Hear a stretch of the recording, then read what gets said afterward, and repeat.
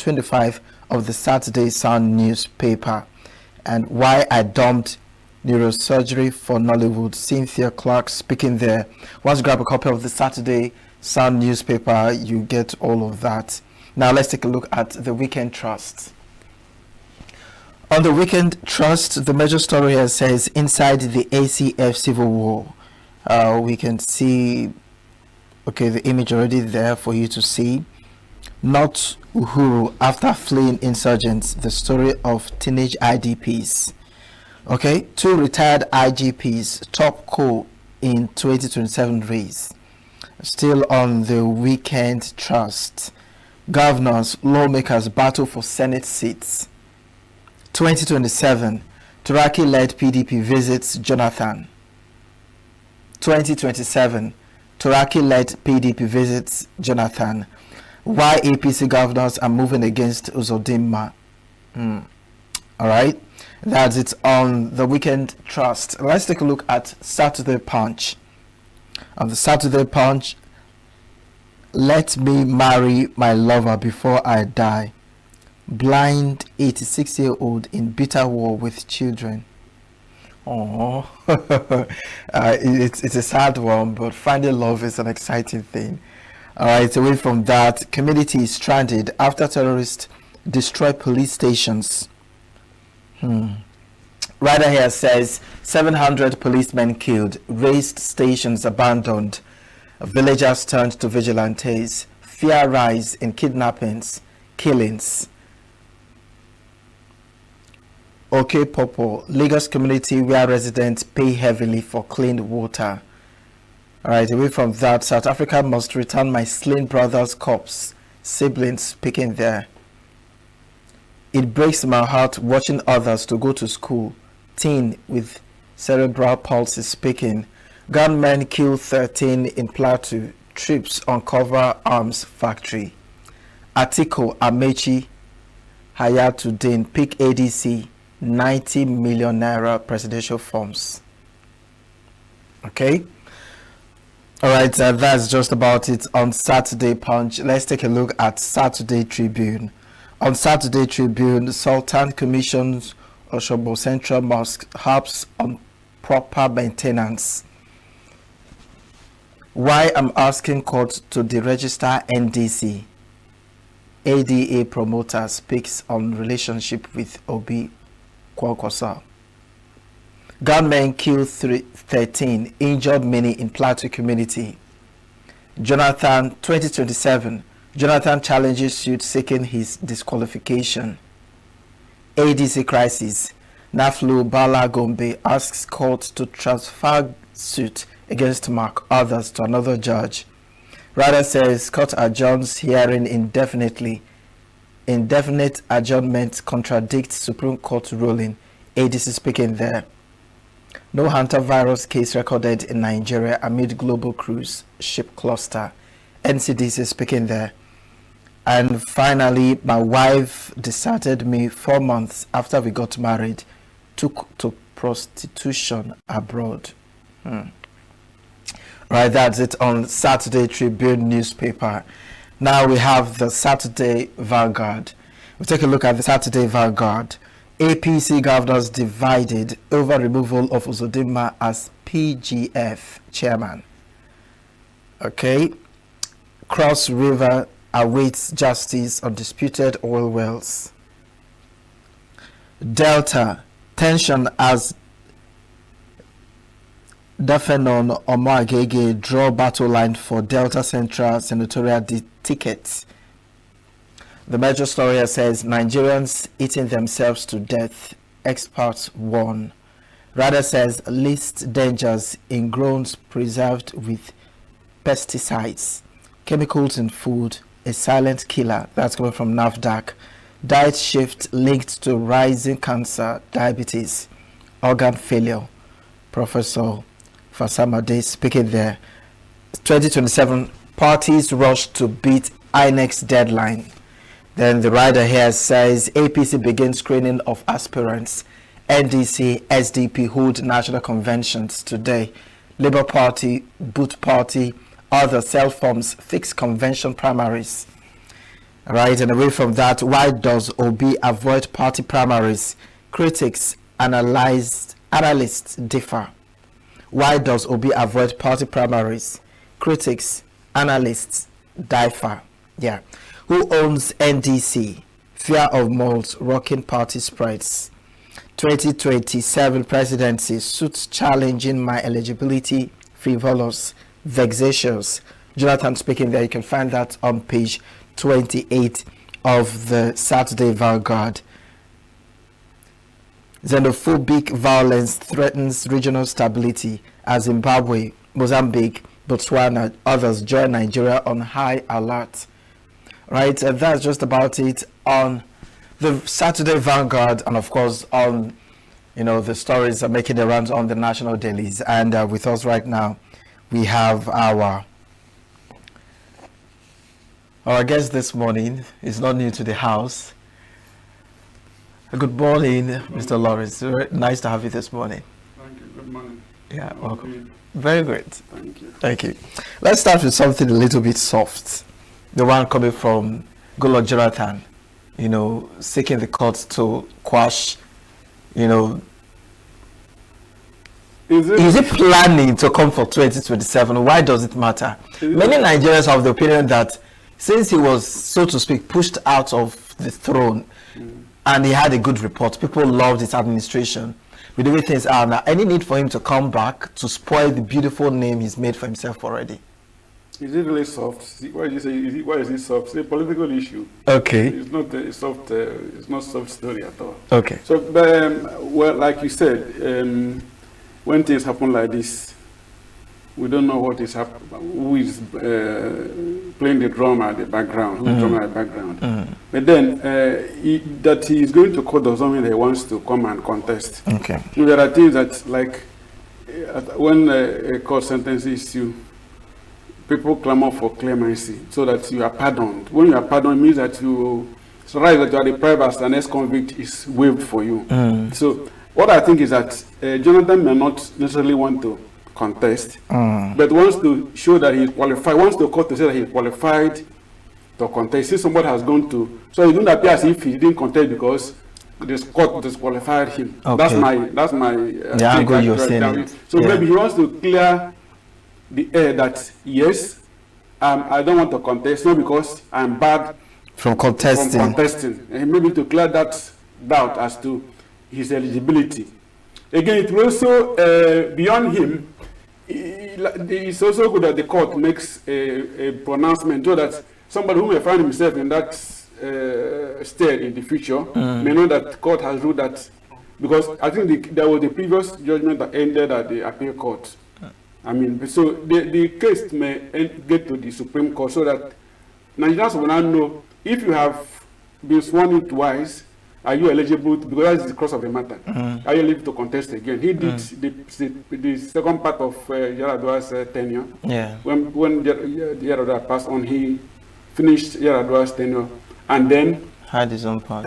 Had his own, became a candidate and won. So is he eligible to contest, having exhausted somebody else's term, and he was sworn in when he took that office, and then sworn in when he also won election in his own right. So I mean, it's not. It's good that the case is exhausted. So find out. It's a way of. That's how you enrich the constitution of the country. That's how you enrich laws in the country. Yeah. So, I don't see anything wrong with that. Okay, so now let's get to something more serious. It's not like they're all serious, just like earlier mentioned, but the case of ADC, the split they're experiencing now, so to speak.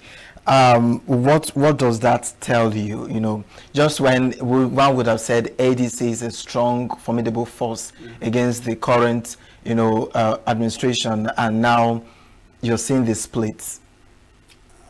Is this a court what was split between what and what? I don't see this. Yeah, yes, the crack in the APC, talking about Uzodinma and the supposed coup, to unseat him as the governor, the progressive governor forums. I thought you were talking about ADC. ADC, yes, ADC. Which one are you talking about? Is it ADC or APC? ADC. Sorry. APC, please. APC. I'm getting me confused. Sorry, APC. Okay, he came against APC. Hope Uzodinma, yes. You know, there are things that shouldn't be heard in certain areas. The Bible says that this should not be heard about believers. There are things we shouldn't be heard about certain people. For instance, governors of states cannot know how to change leadership when they want to change it. What must be done as a coup? It was just that I heard that our own dear governor has been elected as chairman of Progressive Governors Forum. Yes, I know. I think they are nominating him. They want him to take the seat. No. Well, let's know. The point I'm making is that why would people of that level, at that level, be involved in that kind of nasty stories? Do you understand? Now, the story I'm hearing is that about 18, so if you were 18 of the governors have recanted. In fact, 18 of governors have showed themselves from that move. And then I had even yesterday, the DG of the forum spoke and said there was no such change. And today, from all indications, the coup has failed because if there are 18 governors standing behind a particular candidate, it means that they have a greater majority, including himself, who is makes him 19th. Then, so which means that the coup has failed. So my question is, how would that coup even start? Is there no tenure? If it is not tenured, don't they have a system of changing their leaders? Because come to think of, Uzodinma is doing his second term, so obviously in the next how many months he will be gone. So and a new leader will emerge.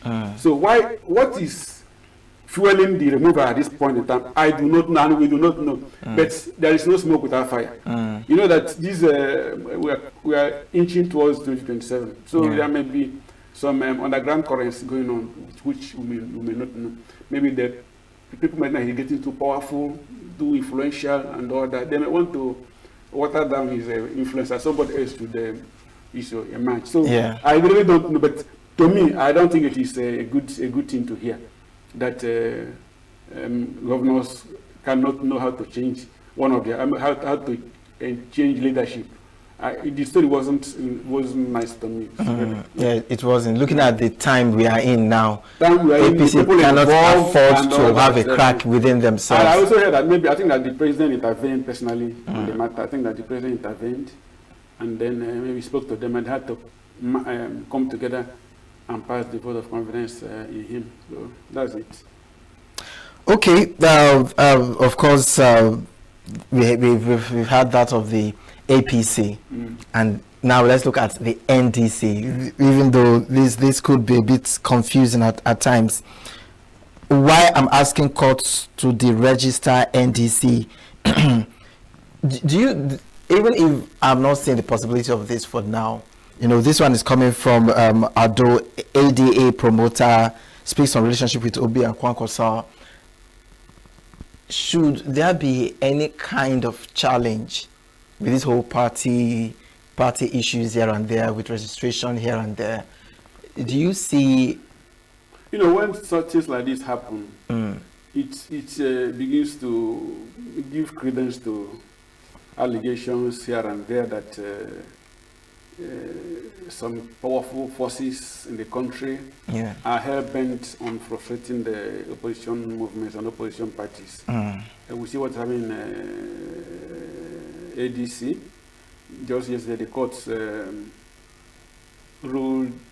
The court adjourned the case in a die. No definite date was fixed, and there are issues. Asking the judge to recuse himself and all that.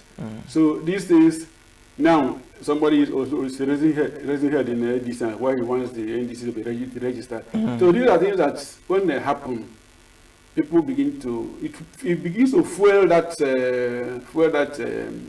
allegation, speculation, and all that.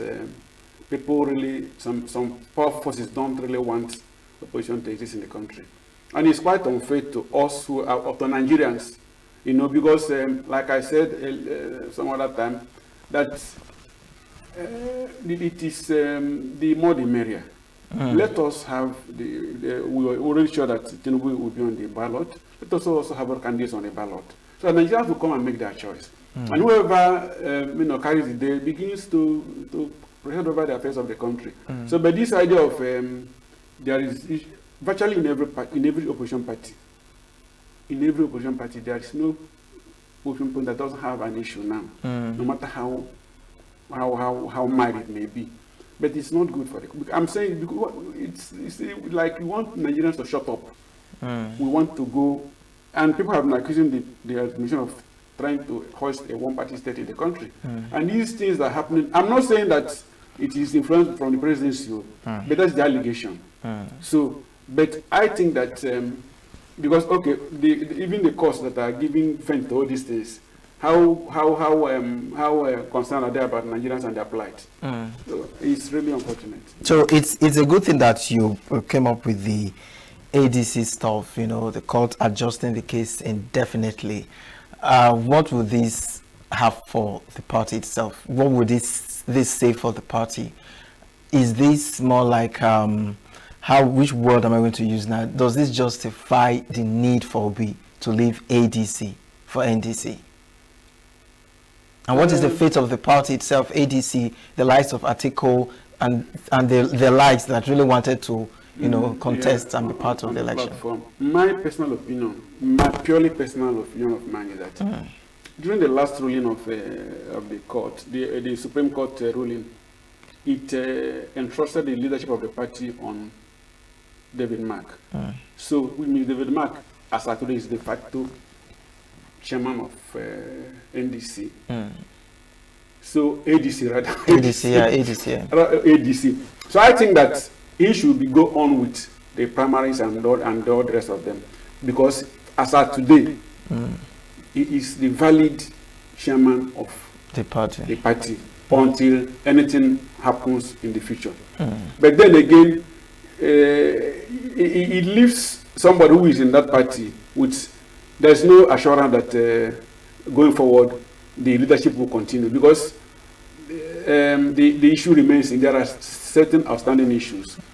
So which again justifies why somebody should leave the party and go to elsewhere where he feels that it is more there's a more decent atmosphere, or there's a more organized atmosphere. I mean, how do I put it? There's no potential risks in very less risk involved in using the platform. So I'm sure that was what Obi saw before he left and joined the NDC. The people are attacking for moving and that is their own opinion, and he has a right to wherever. He said he can change 20 times provided he gets what he wants to get. So I don't see any issue with his movements. But again, the issue of interference in party activity, the party affairs. So why are we after opposition in Nigeria? Why are we after opposition in Nigeria? I don't think it is. Anybody who wants to kill opposition is not fair to be you party member, be it intra or from outside. The person doing that are not fair to Nigerians as a community, as a nation, who wants choices, because it is from choice that if you don't have choice available to you, you will be stuck with one item or with one food or with whatever. But when people have choices, when you come to a restaurant, which food do you want? Somebody will go for a somebody will go for rice, whatever. That is choice. I think that we should allow that choice in Nigeria. So, what then do you think will be the hope of ADC? Because if this remains indefinite and their time is counting, time is ticking, the clock is ticking, what would you think will be the best option for them? Asking me what I cannot answer. I don't know what I've already explained my thinking. I said that since the court did not pronounce, since the court pronounced David Mark the authentic leader of the party, I think that he should go on with the primaries and the candidature of the string of candidates of the party. He is the one holding the stick for now. So, but the court says otherwise. And what the court will say, I do not know. Which makes it risky, because imagine you involve everything and on the dying minutes the court tells you this thing is not working. That's why I said so what becomes the fate of ADC? it's already giving fear for that party, and Yeah. I just hope they'll be able to overcome Yeah. the challenge. That's what we're praying for whoever is. If you're no longer comfortable with the party, leave the party. After I'm sure the other guy has even joined the APC. So one of who are, so it doesn't really make sense. Yeah. All right, so let's look at this one. 2027 parties rush to beat INEC's deadline. APC begins screening of aspirants. NDC, SDP hold national convention today. Labour Party, Boot Party, other cell forms, fixed convention, primaries, and the rest. It looks like a rush for the parties. It looks like Do you see them meeting up all of these things? And we are really racing against time, and you know that it was AGC that a few days ago appealed to INEC to please adjust the timetable to enable them get things right and put their houses in order. And I think it's a genuine call, if you ask me, because we are planning for Nigerians, we are planning for human beings and systems. So if I were at the helm of INEC, I would have given them greater window. You know that there are these cases are in court, and these cases have to do with the primaries. So I think they need some more time to be able to put their houses in order and be able to prepare for the elections. But the way they're going now, they are bound to make certain mistakes. And I don't know, somebody will go to court and say, you didn't do this, or you didn't do what you ought to have done, because they are rushing to beat the deadline. So this deadline was made by a human organization. And they can still put a little adjustments. And so that people go, okay, you're looking, these are court cases, there are outstanding cases, there are outstanding issues, there are outstanding leadership tussles. So I don't know. But so I think that they're really racing against time. And it's not good for the electorate, it's not good for the candidates, it's not good for the parties, it's not good for the system. Because we are practicing a democracy, we should be growing every day. I don't know whether our own is growing or it's progressing. all right, thank you so much. Before we call it a wrap, let's just get your parting shots because of time. Parting shot on what there are so many. Okay, there is a story that I really you didn't mention about it was in the Guardian also about people dying from food and substances, changing expiry dates of foodstuff and yes, back outreach. Again, another one is talking about food items in the market that they use pesticides to preserve them. Yeah, and that has to do. It causes a lot of damages to the system, the sensitive organs of the body, and all that. So I think that the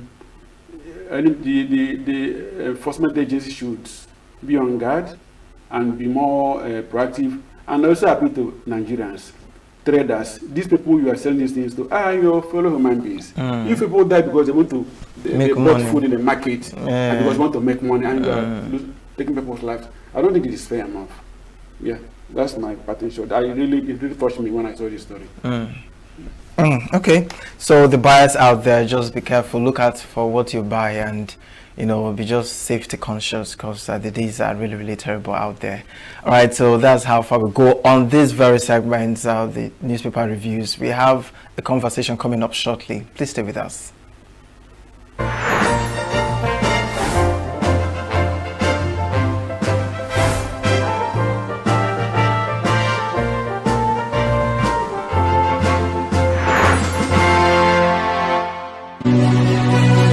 The Nigeria Democratic Congress, NDC, welcomes all delegates to its inaugural national convention holding on Saturday, 9th of May, 2026. Venue, Los Angeles Event Center, Amadu Bello Way by Mabuchi, FCT Abuja. Time, 10 a.m. NDC Service. Announcer, Senator Moses Cleopas, National Chairman, NDC. The atmosphere was calm as former Deputy Governor of Gombe State, Lazarus Yoriwa, Minority Leader of Edo State House of Assembly, Honorable Charity, and others were received by the National Leader of the Nigerian Democratic Congress in Abuja. Welcome you to the party that is now there to salvage Nigeria. a party that is out to promote good governance, unify our country, fight and defeat insecurity and terrorism, promote economic prosperity, promote women and youth inclusion, and take Nigeria back to the top where we used to be. Speaking during the reception of new party members, Senator Seraki Dixon said the NDC will be focused on promoting good governance, national unity, economic prosperity, and greater inclusion of women and youth in leadership. The former Bayelsa governor further says NDC is an ideological party committed to principle-based politics and respect for democratic processes and the rule of law. We know that these are electioneering times, and politics is fueled by ambitions. And I used to teach people that in this game, all ambitions are legitimate. All legitimate. They are legitimate and they are all equal.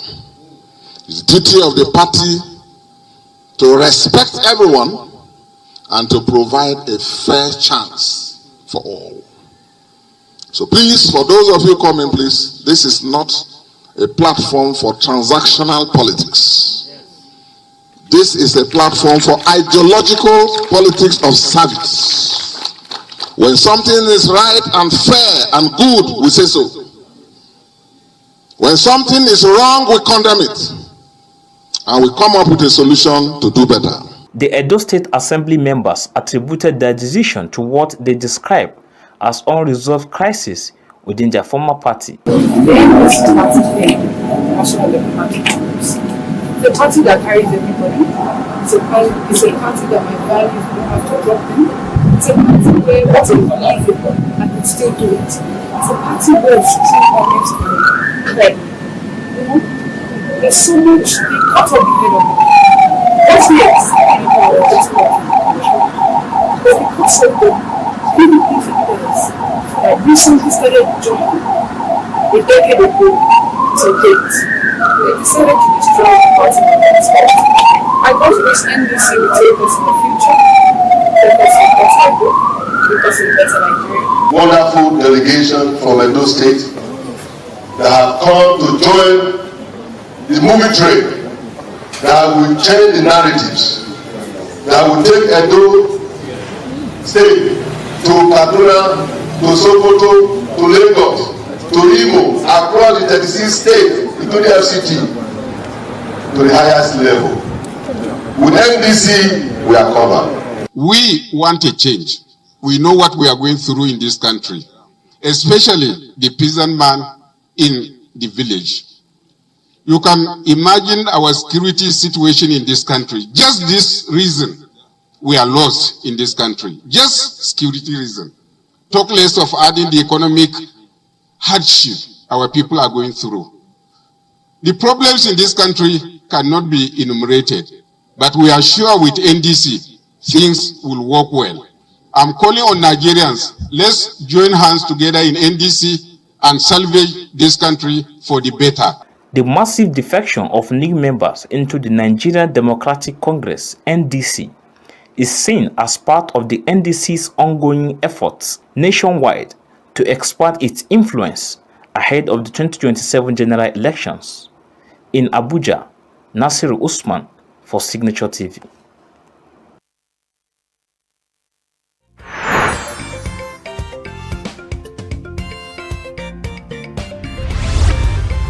Signature TV, news in your pocket.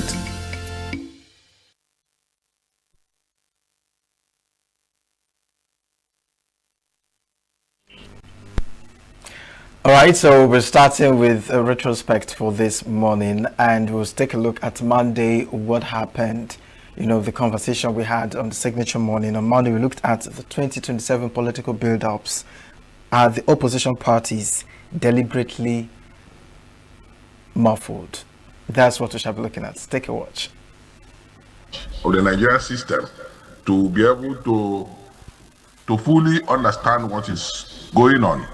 There is a lot of rancor, a lot of toxicity, and then a lot of inability to meaningfully contribute in a positive way. Nigeria, as of today, is badly governed. Governance is very low end. You see that government finds it difficult to respond to give to respond to citizens who seek to know why things are this bad. And you see, you have government more of government of palliatives than sustainable inputs. So opposition politics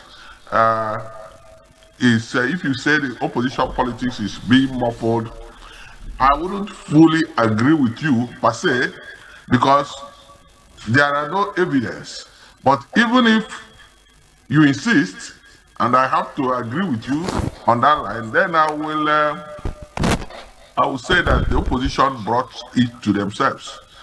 Yeah, and they made themselves so vulnerable, both internally and externally, and that generally depicts the Nigerian political environment, a political environment of limited principles, of transactional politics, and where people see politics as a way to get by and not to meaningfully contribute to sustainable development of the country. So these are the challenges we have. And you see, playing politics in an environment where the executive arm of government appears to have swallowed both the judiciary and the legislature can be very difficult. You look at Nigeria, almost all the opposition governors have all joined the ruling party, and you have almost all the legislators in the National Assembly, all the opposition joining the ruling party. That cannot be healthy. That cannot be said to be healthy. And in an atmosphere where there is so much poverty, you don't look for evidence of bad governance. Is there? Evidence of bad governance is there. You know, when you look at the dividends of democracy, they are not there. And you see access to justice is delayed and often denied.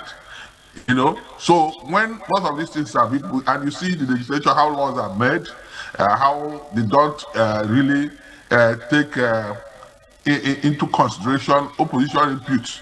They just do what they want. You begin to ask, is it the kind of democracy we fought for? Very unfortunate. So that is our reality now. That is, we are living with it, and we hope by the end of the elections, lessons will be learned and corrections will be made. Now, looking at what is happening, I mean, we've seen a huge number of defections from, I mean, you mentioned that as well, from one party to another party. And most recently, we've seen that even the coalition that we had, which is the ADC, seems to also be dismantling, and members from ADC are moving to another opposition party, the NDC. So what do you think that this continuous defections and movements from one party to another, how would you say that it's also affecting, you know, the opposition parties and, you know, the quality and the seriousness of, you know, having a strong opposition against the ruling party? We are going to have very competitive election. When the opposition seem to have come together, they come together under ADC. You have all the major gladiators, all the candidates who had the highest number of votes in the last elections coming together, but that seems to have start opposition to find a way to work together, to align. You know, when you talk about opposition not keeping a united front, you will now be able to go further to interrogate it. It's difficulties in having a consensus. If they can't agree on themselves on how to move forward, then it means there are issues with basic agreements within those circles. There is need for them to agree before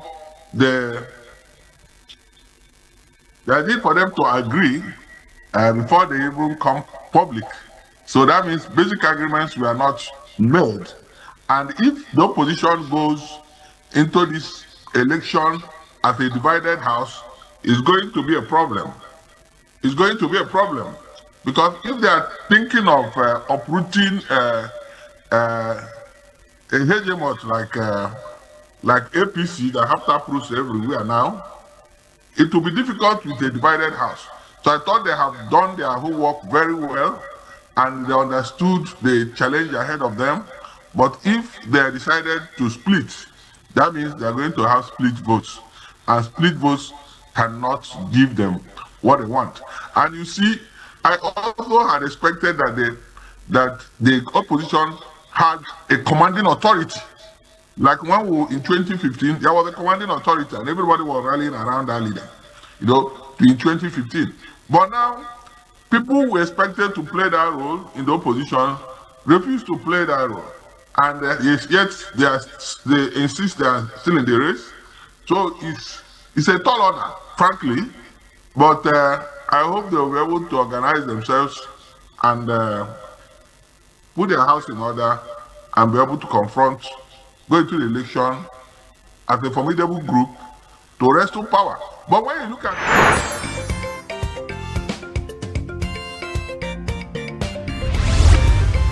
Save Nature TV, news in your pocket. And on Tuesday, we talked about Nigeria broadcast media and the challenges of political media coverages. Our guest was Leonard Arrow. That was a very, very interesting conversation. Please take a watch. It's something that trends, and some people do it for business, even though now with the Data Protection Act and things like that is now in existence. We've seen cases where DSS get to arrest people now and all that. We've also seen a case where a state governor was using that to his own advantage. And thank God the courts stood behind the person they were trying to use. But the truth about it is that your audience now, the entire media audience currently lives in social media. So any broadcast organization that is not taking the lead on social media is only doing itself a disservice. So when I talk about setting the agenda and all that, terrestrial broadcasting is not the place to set the agenda anymore. Where to set the agenda is on social media. Now, before anybody will wait for your news to come on air, the news has already gone around the world on social media. And that is very dangerous. Now, there are people who do it for business, who won't click, who will just pick up any item and just post it without properly verifying, and it will go viral. And before you know it, chaos. Let's take the last NSAS. I was interviewed by a foreign media organization about the NSAS. Now, that was one of the most beautiful things that the government should have keyed into, where for the first time, issues like that, protests like that were driven not by physical appearances, but online appearances, not spearheaded by anybody. Even the Arab Spring was spearheaded by certain people, but the NSAS campaign was not. Now, it was more like a carnival kind of thing, with musicians, everybody playing music, people dancing, singing, and just trying to make things work well, until some criminals on social media started spreading some fake news. And that is one thing people fail to talk about. They talk about, okay, massacre, people were killed and all that. But what led to it? What led to certain protests in certain places was fake news put online. And that is always very dangerous. So that is why broadcast organization, as far as I'm concerned, all research has shown that traditional broadcast media is still very trusted worldwide. In Nigeria, the ratings are very high. If they see something on your TV, people are most likely to trust it. Trust level for traditional broadcast organization is still very high worldwide, even in Nigeria. Okay, but the unfortunate thing is that people get their information first from social media. So if the traditional media that is trusted is not active enough on social media, then we'll have a problem. you'll still be playing catch up. And then you'll be trying to solve a problem that has already gone out of hand on social media. So social media issues is very critical. And that is why, because the traditional media is not stamping its authority on social media, government organizations can capitalize on that and say, hey, we want to regulate social media. Hey, we want to do this. Twitter was blocked during the last regime. Do you know the millions, billions that was lost by young Nigerians who use it for business? So yes, I agree. Social media is an issue. There's a lot of fake news going on there for likes, for clicks, for business, which is wrong. But the real problem is because the trusted platform, which is the traditional media, is not active enough on social media. So we need to be active enough. Your programs need to start on social media. You need to have, as a station, have a very strong social media team that engages your audience fully on social media 24/7. That's the only way we can stop government authorities from taking advantage of that space and trying to censor people, trying to gag people, and trying to use government policies and regulations to hinder free speech. We need to get Now, into let's that. talk about, safety and what have you, because journalists in Nigeria, have faced harassment and, intimidation, all forms of violence in the course of, doing their job, particularly when it comes to these political coverages.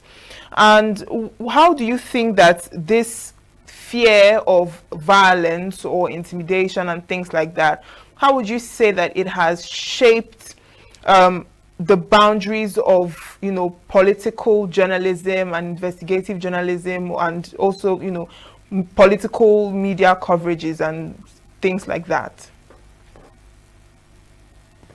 That's a really tough and sad one.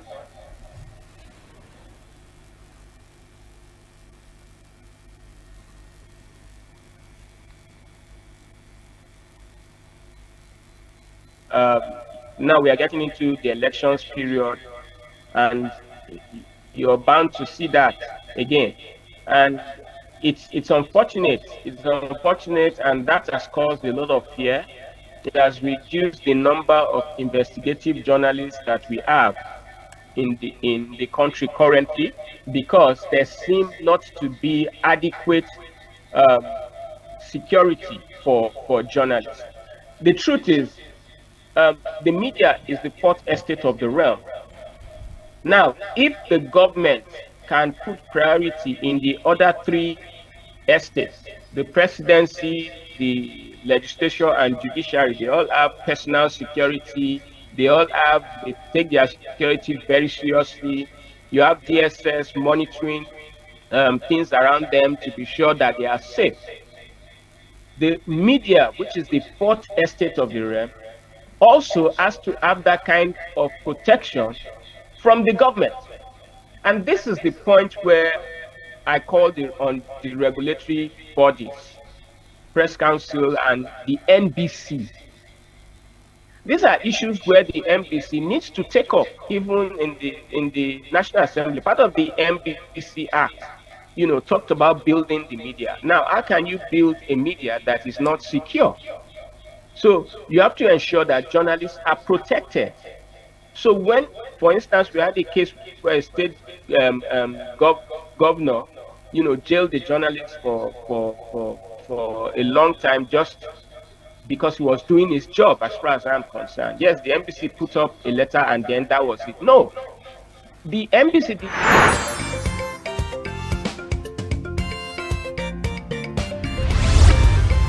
Save Nature TV. News in your pocket. That was a very interesting conversation, I must say. And on Wednesday, on the signature morning, we talked about Peter Obi Kwankwaso, ADC, and the new political party. And our guest on that very conversation was Caleb Okeke. We also took a look at the conversation, regarding Peter Obi Kwankwaso defection from ADC and Nigeria political equation the whole story. Of course, the election is fast approaching, and a couple of, turn-ups have been here and there. But then again, that's some of the conversations we had on Wednesday. Please take a watch. For no just cause, I think that the reasons for all of what has happened is as public as it can get, and so I will see how that has changed the dynamics of the race of 2027. Of course, that is very clear. We still have some people who are left in the ADC amidst resignations here and there in that party. I think the former Vice President Atiku Abubakar is still there. And other politicians, Rotimi Amechi is still there, and a whole lot of other politicians from the north, from northern extraction, and some from the south.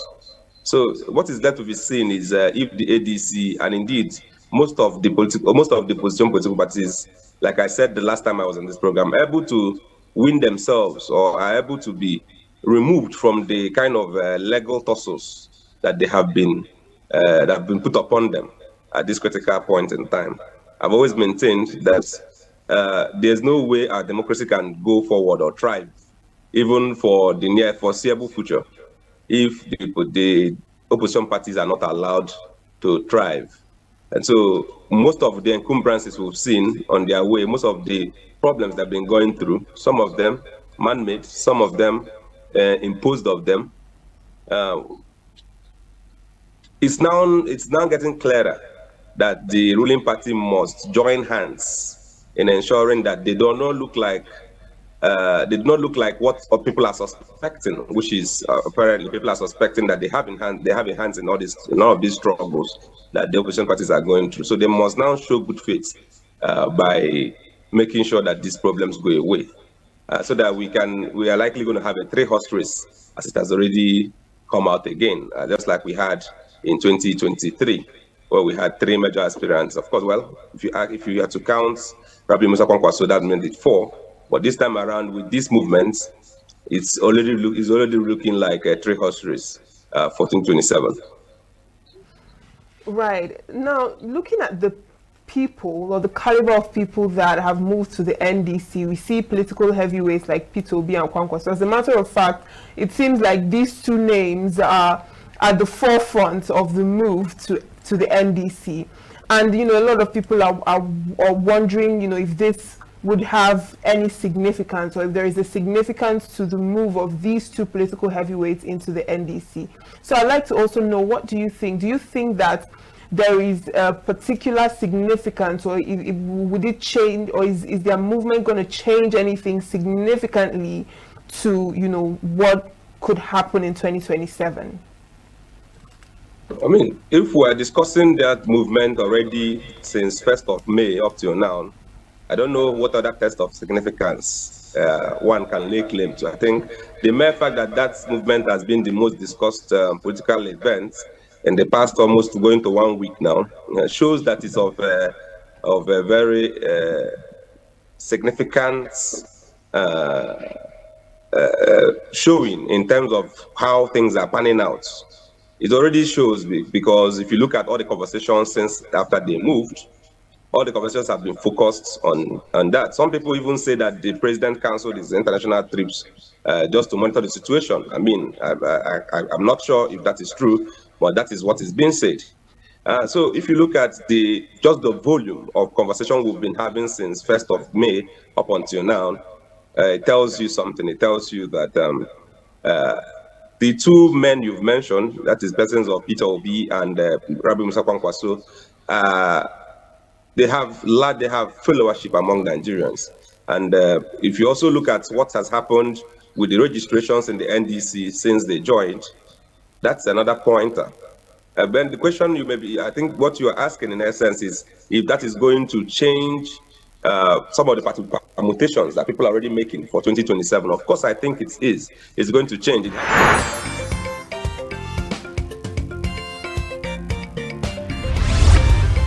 Signature TV, news in your pocket. Before now, we were thinking that it was be a two-horse race between two political parties, which is the coalition ADC and the APC. that the battle was going to be between these two, major parties.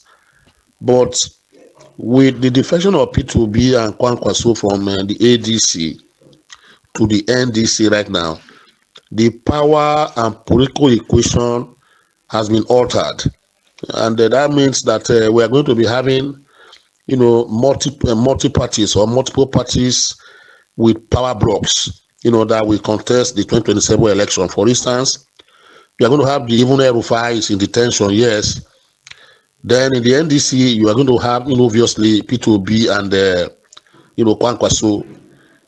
I heard also this morning that former President Jonathan has entered the race. We don't know whether he's going to, come under it, under PDP or any other political party, but we heard he has joined the race. Now, if he joins the race and he is coming under the umbrella of PDP, then we have a lot in our hands. In the sense that these people have listed Bola Tinubu in APC, Peter Obi Kwankwaso in NDC, Atiku Abubakar, Rashmi Amici in ADC. Then, a Jonathan now coming, from the flank. That means that it's going to be a very tough contest, 2027. But be that as it may, the one that's altered the equation more is that of P2B and Kwankwaso. Now, why am I saying this? If you look at, hours after Obi and Kwankwaso left the ADC became depleted.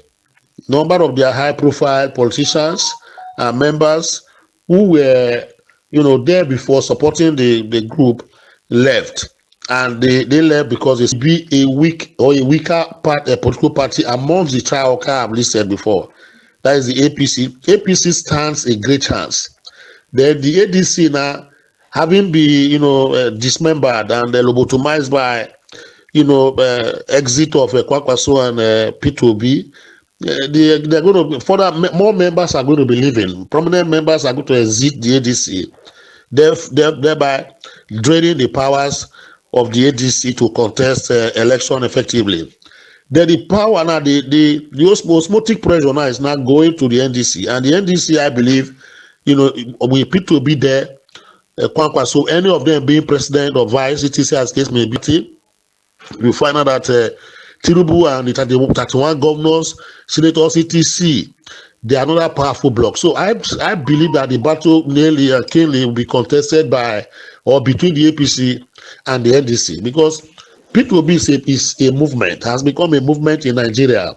If you look at the narrative now, some of his members, we were thinking that most of his members are going to be unhappy with him, the last move he made, but you can see that there's a mantra that is anywhere he goes, we will go. So which means it's a movement that he has.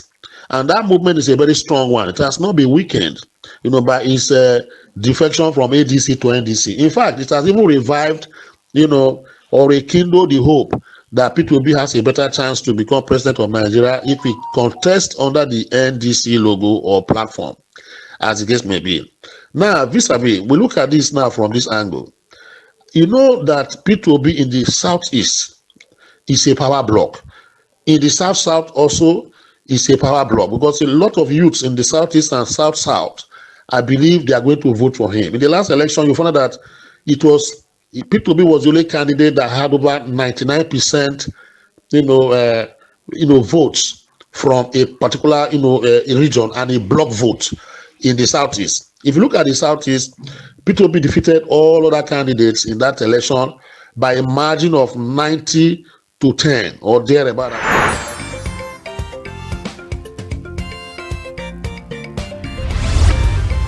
Signature TV, news in your pocket.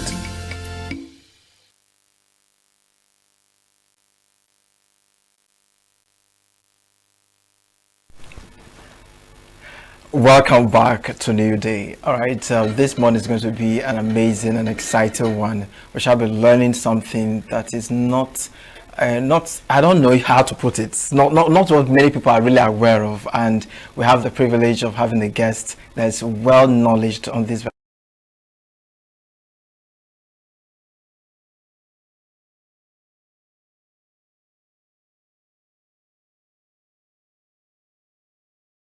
Day from sizzling snippets of stories in various areas of life to intriguing conversations with net worth guests. When you have people who have no track record becoming your leaders, you have a problem. There's no outstanding graduate when Obi took over from me. I left in all the accounts of Anambra State 13.8 billion for him.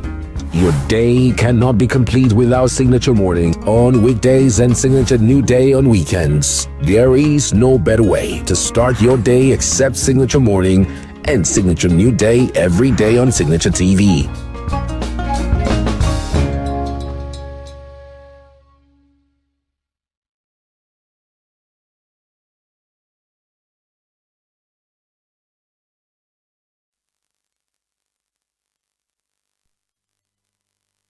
Hear me now?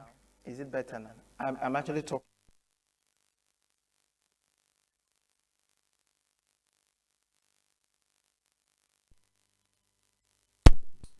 Can you hear me?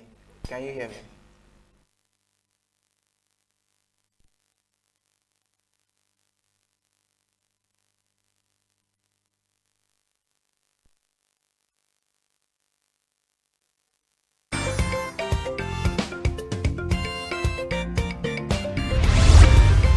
Signature TV, news in your pocket.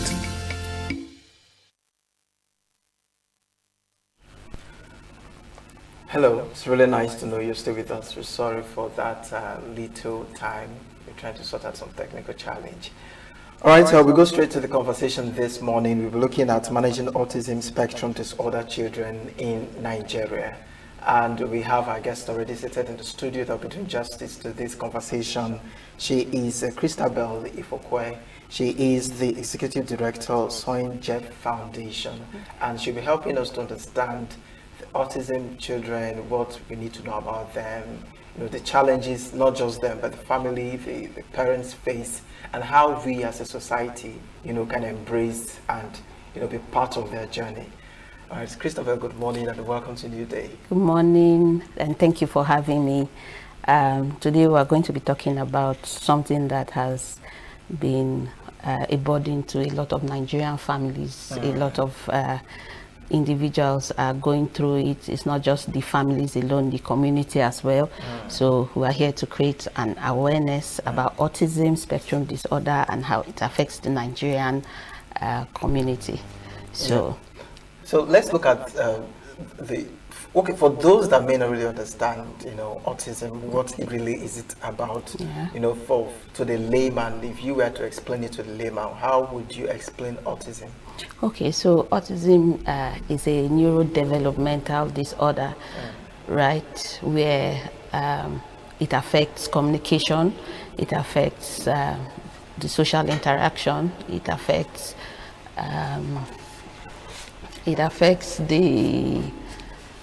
their behavior. It also affects interactions like their sensory integration. That's how they feel, so basically it's just us having difference in the way we process information, right? So how do we take in information? How do we process that information? So take, for example, somebody is sensitive to light, another person has difficulty communicating their needs, they also have difficulty expressing themselves. So a child that is on the spectrum may not be able to say mommy, daddy, may not be able to request for items. Now, autism is a spectrum, right? So we have this, everybody is unique, just as how individuals are unique. We have our own different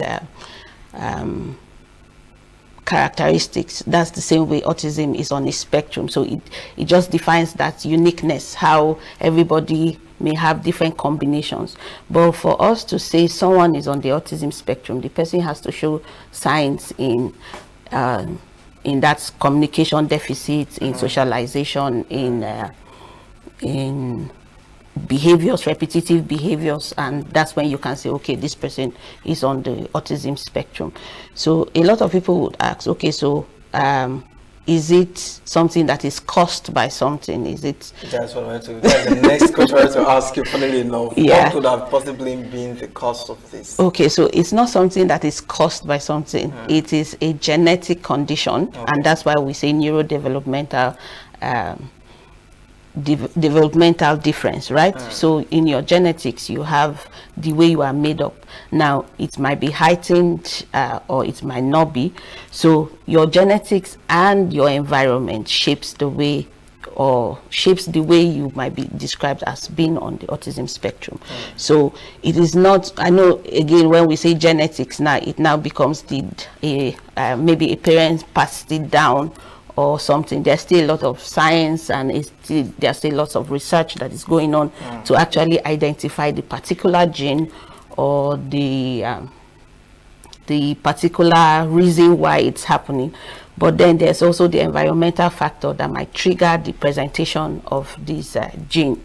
So that's why it's different. So sometimes you see it in parents, or sometimes you don't see it in the parents, you see it in the children, and after the children you don't see it again until, so it's more like a dominant gene that is now expressed by the environment. So that's what really causes it. All right, so thanks for that foundation you just laid there. Now let's look at it from the angle of the parents. In as much as we love, kids or people with this, disorder, so to speak, I don't think it's what many parents would wish to encounter because of the challenges, that it surrounds. What would you say are the major challenges that parents, of children with autism spectrum encounter? Okay, so majorly, first, it's usually the fact that your child may or may not communicate with you. That is the major challenge, because you give birth to a child, your bundle of joy, and then you are excited to have that child communicate, grow, be part of the society. Now, autism is not a disease whereby you say my child is dysfunctional, or it's your child just expressing or communicating differently. So yes, they might have that as a challenge, being unable to communicate with their children, being unable to have, or the children have certain behaviors that are worrisome. But then there's also the part of inclusion, where you want to include the individuals in the society, right? There's also that segregation. A lot of parents have that fear of bringing out their children and then having to make them being acceptable by the society, right? Because take for example, you have a 3-year-old who cannot say good morning, hello, hi, and then the child is now in the society, and then you say, hey Beauty, what's your name? And the child is not responding, right? The parents have that difficulty to say, oh, maybe there's something wrong with my child, right? There's also the part of when also in inclusion, schools having to include these children in school activity, because they feel like they are different. They usually have this separation or segregation. Okay, you cannot communicate, so you are not learning, and then you are separated. So a lot of that happens. Then there's also the myths and the lies, where parents feel like it's their fault, bad parenting, or they have difficulties like it's spiritual or something, we're in Africa and all. So it makes them, those are the challenges that they usually face. And then the behaviors too. Some children on the spectrum communicate their selves or through behaviors, and these behaviors show up in different ways. Some could be aggression, some could be self-harm, and it makes the parents wonder, is something actually wrong with my child? But that's just the way the child is communicating certain displeasure or feeling or a need. So that's what happens. So those are the challenges that parents face when it comes to autism. Also the fact that when they now get interventions too can be very expensive, and the resources the resources to actually pay for these interventions or to pay for support for a child that is difficult, it's usually also a challenge that Nigerian parents go through. Okay, so let's talk about the awareness. Okay. You know, how aware is the Nigerian society, you know, regarding this autism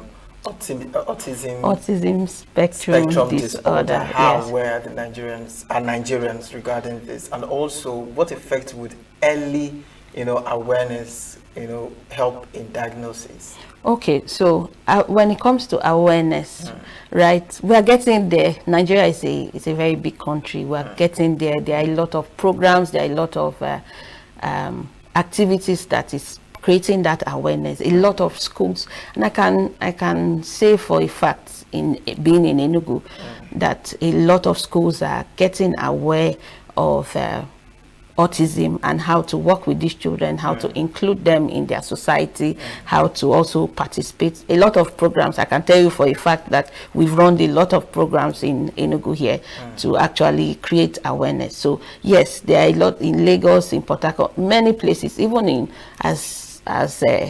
in the north. I know a lot of organizations that actually create awareness about autism.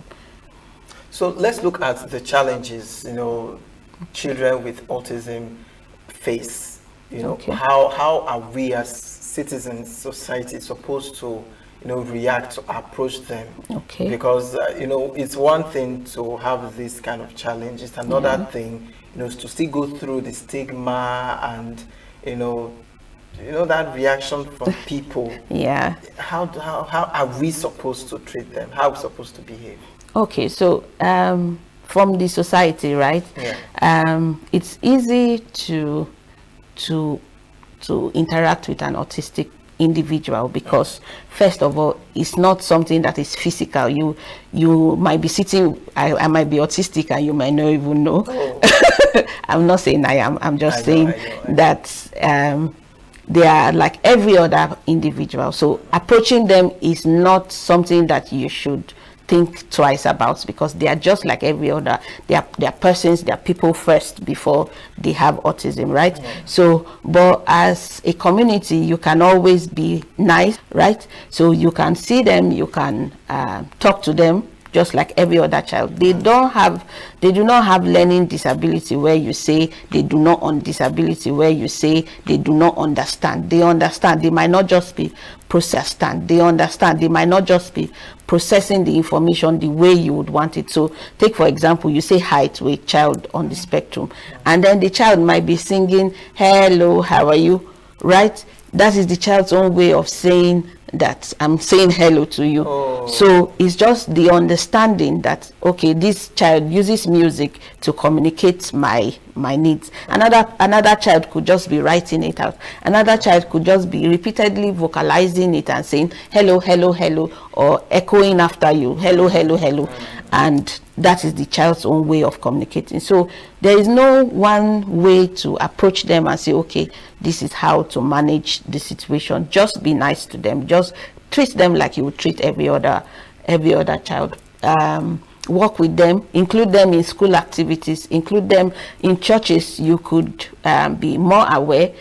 For example, some children have sensitivity when it comes to sound, and then you observe the child covering their ears. So when you see that, you can be very sensitive about what your microphone sounds like. That might make that child uncomfortable.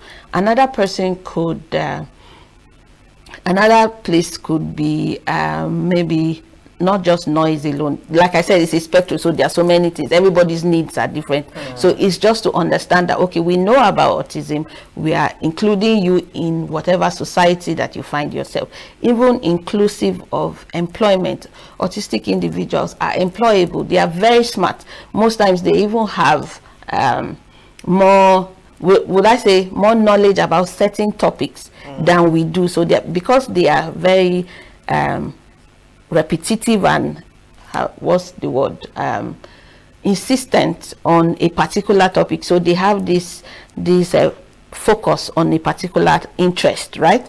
Now when they have that, they can use that. So you see a lot of autistic individuals doing a lot of maths, a lot of physics, chemistry. Once they find that topic that they are interested in, they learn it and they do it very well. So in employment too, we could also employ individuals with autism for a particular, so you find the person's strength and employ the person for that strength. And yes, we would be a better society without having to look down and say, okay, because you cannot communicate but you can do maths, you are not worthy of being in the environment. Okay, so let's look at the affordability, Yes. And access, to autism therapies, Yes. and the treatments, Okay. for these people with this disorder, so to speak. Yeah. How are they? How affordable for the average Nigerian family? And also, do we have enough trained therapists, that can actually, manage these children in schools and different places? Okay, thank you for that beautiful question. So the thing is, affordability when it comes to therapy is dependent on the child's specific needs. Now, therapy is not treatment. Therapy is finding solutions to the child's own unique needs, right? So one person might need a bit of intensity for therapy, another person might need just few hours or few intensity when it comes to therapy. So, but when it comes to affordability, the truth is therapy is still not affordable to the average Nigerian, because of the way the economy is, and then also the awareness too. Then when it comes to the other question, what was the question? Sorry. Yeah, we barely have trained therapists. Yes, centers available for access. Yes, there are many centers. A lot are growing and upcoming, and there are a lot of therapy trainings. There are lots of boards that are certifying individuals, like I am certified by the QABA board, that's qualified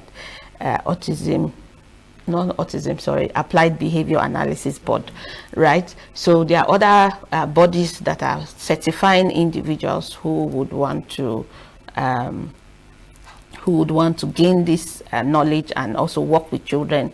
So yes, maybe probably right now in Nigeria we might not have, we have the education, we have special education in universities, we have speech therapy in some universities, and then we have psychologists too who would work with children with autism, and then these certifications, and then so there are a lot of individuals are coming up every day. So there are a lot of bodies that work with children. Yes. Okay, so for the sake of time, which we're almost behind, let's talk about for parents, that have a child, with this condition, and also for the society. What advice, suggestion do you have for them? And siblings may not also know how to relate with people like this too. Yeah. Let's use this as a parting shot, and any other thoughts you feel you should share with us regarding this. Let's use this as a parting shot. Okay, so first thing first, autism is not a disease. Okay. Secondly, parents can find intervention wherever they are to help their children meet the needs that they have deficit in. Then the community can also be aware and help these individuals to fit in properly. We also have siblings. To your sibling is just processing information differently, so you can also love your sibling and make them feel like they are part of the society. And then whatever happens, when autism is a beautiful experience. If you are on the spectrum, you are loved, you are appreciated, and you are part of being in our society. So I think we could go home with that. And then also know that there are lots of interventions available for parents. They can always reach out, Google search for interventions in wherever you are, and then you'd see help somewhere, and somebody is willing to talk to you. So thank you very much. All right, thank you so much. In case you just joined us, we've been looking at managing autism spectrum disorder, children in Nigeria, and we had the pleasure to have our guest, as Christabel Ifokwe, who is the executive director, Soin Jeff Foundation, we didn't have the time to talk about your foundation. I'm so sorry about that. No Is it about autism as well? Yes, it is. It's about autism. It's about we have a sibling who is on the spectrum too. So we were very in love with the whole experience and all. And then we work with children in ENUGU with autism and other developmental disability. Yes, it did. Interest in this area. Did, and I can tell you for a fact that we wake up every morning with autism on our mind and how to find solutions. We do a lot of data analysis just to make sure that their needs are being met, and hopefully we are doing well for ourselves, and we are happy that we are impacting a lot of individuals. Nice. So there you have it with Christabel and her foundation. It's been an amazing time to do this with you this morning. We have another conversation coming up shortly. Please do stay with us. We are local. International communities why the main market is in chaos. People are... We are national. Those in support of this motion as amended say aye. Aye. We have taken the vote by default. We are international. Israeli airstrikes. Donald Trump left us the worst unemployment.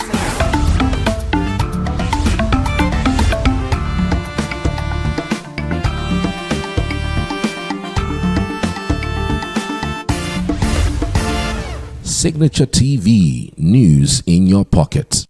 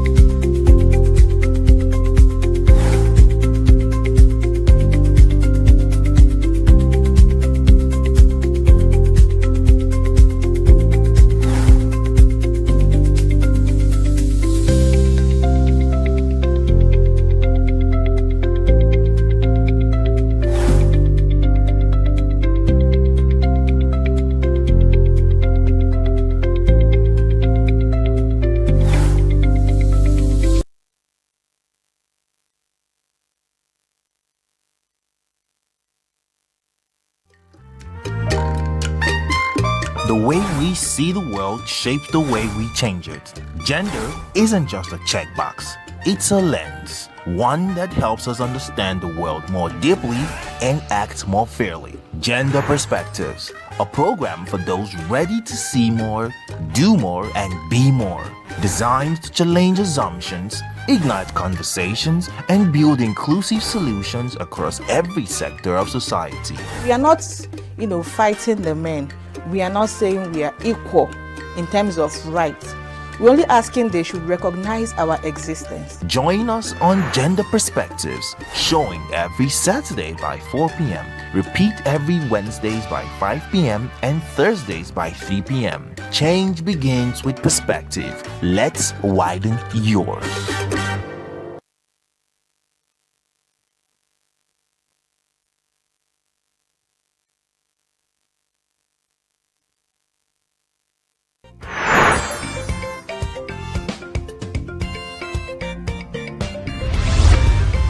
Signature TV, news in your pocket.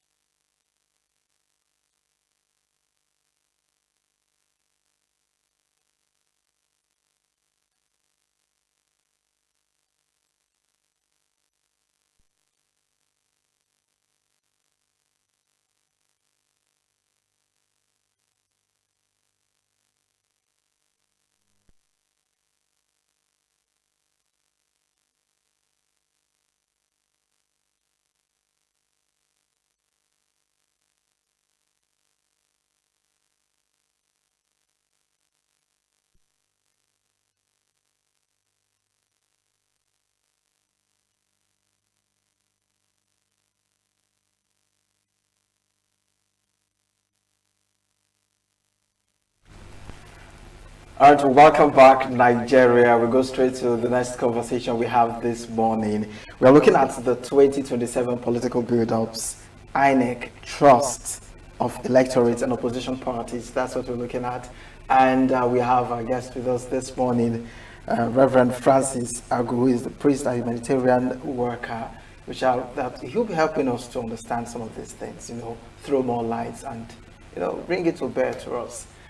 Reverend, good morning. Good morning, my brother. Thanks for having me. Yeah, it's nice to have you with us this morning. Thank you.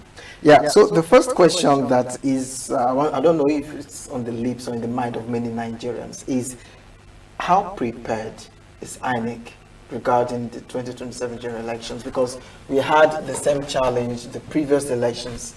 INEC gave Nigerians all the assurance that they were ready, the beavers, everything was intact and ready, only for the election to start, and there were challenges here and there. How prepared is INEC, looking at the new chairman we have now? Well, I've tried to look at it from the point of the reality of it and the rhetorics. The reality of it is that if you can switch your mind back to 2023, that of 2023 was planned and executed, but a lot of stories came behind it. That's your opinion, that it was planned? Yes, it was planned for what they said. And now we are planning 2027 again. The fear is still there. And the outcome of the 2023 election has also created some level of apathy in the life of persons that now you're talking about voters registration or voters renewal, this and that and that. People are not taking things seriously as it goes. Then you ask yourself some questions, where are we going from here? Despite that we are pushing to see, with a lot of promises, being the INEC on their own side being optimistic that we're going to get things better. But you now look at the electorates, are they seeing the same thing from what people are taking from? You look at the condition of things now, the situation of the country, economic-wise, all this and that. Are they giving the people, the electorate, the background to think to say, okay, we are heading towards the right direction? So you find out that there are some level of uncertainty on the build-up towards 2027, from what I'm seeing. So INEC, as the umpire of our electoral system, can continue to say that they're on it. We're on top of the situation. Like sometimes when you look at our security system, those in charge of our security system will want to tell you they're on top of the system, but at the end of the day, you see some lapses here and there, you know. So to me, I'm not speaking for INEC. I'm not speaking for the nation. I'm just a humanitarian who trying to look at it from the effect of the whole thing to humanity. How are the poor people, the people in the society, the masses, how do they take to bear to their hearts what is happening? So from what is happening now, the certainty is not there. It's not yet clear. Yes, it's not yet clear. A lot of things are still shaking. A lot of things are not taking place. A lot of things are still begging for attention. But INEC is saying, yes, we're on top of it. Okay, but how can INEC, you know, what do you think INEC can put in place to rebuild the trust of Nigerians, you know, regarding this electoral process coming up in 2027? Good.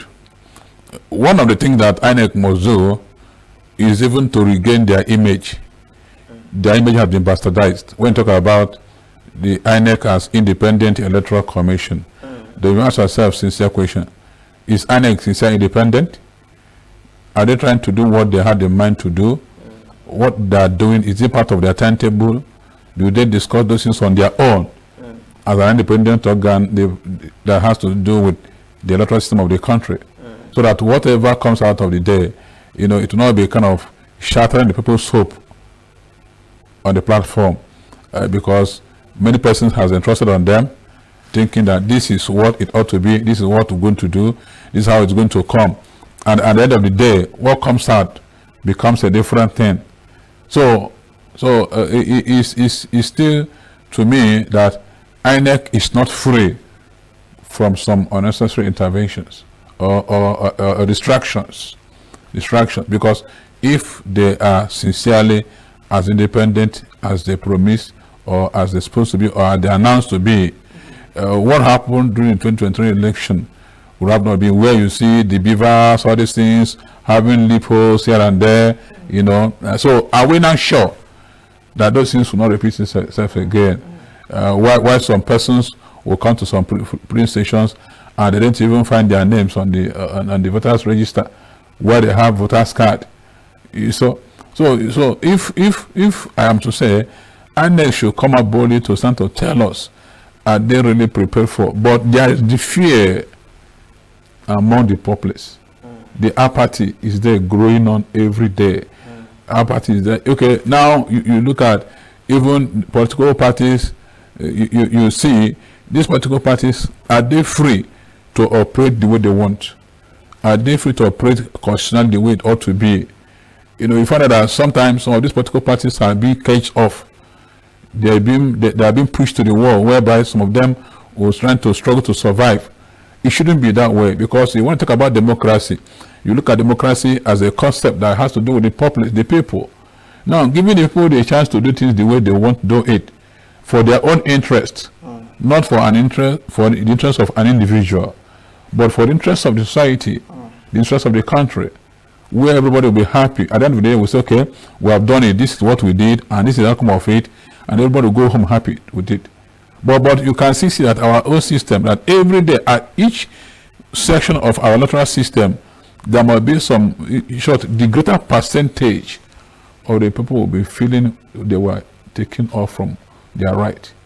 With the result of the past elections we've had in Nigeria, you know, talking about voter apathy, do you really see Nigerians, especially the youths, not coming up in their numbers in the 2027 general elections?